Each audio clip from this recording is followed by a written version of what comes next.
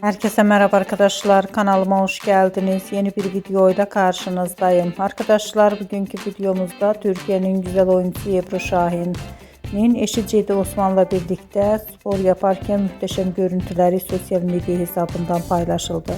Ben de bu görüntüleri sizler için YouTube kanalımda video halinde sunuyorum. Umarım beğenirsiniz. Arkadaşlar, videomu beğendiyseniz kanalımı izlemeyi ve bildirim butonuna basmayı unutmayın. Şimdilik benden bu kadar olsun. Yeni videomuzda görüşmek üzere. Hoşça kalın.